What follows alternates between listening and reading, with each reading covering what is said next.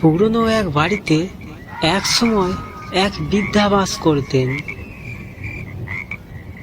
তার বাড়িতে অদ্ভুত কিছু ঘটনা ঘটত।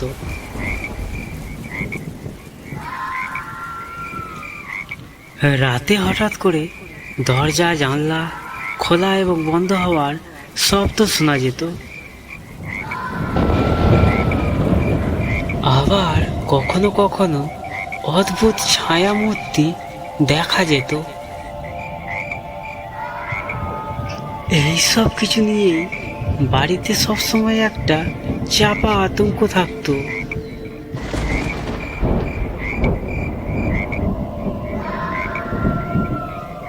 সেই বাড়িতে আসলে কোনো ভুতুড়ে কিছুই ছিল না।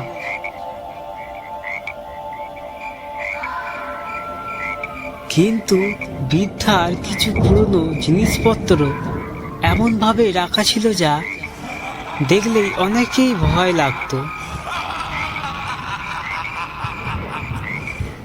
আর শব্দগুলো আসলে পুরনো বাড়ির স্বাভাবিক আওয়াজ ছিল।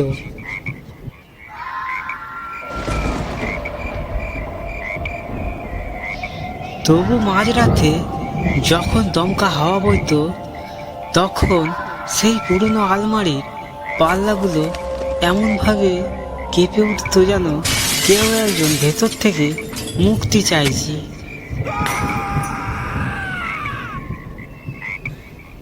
ভয় আসলে অশরীরী ছায়া নয়, এবং আমাদের মনের এক পুরনো আলমারি,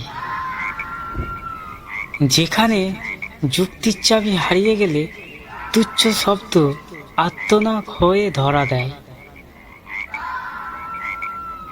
সেই বৃদ্ধার বাড়িতে যা কিছুই রহস্য ছিল,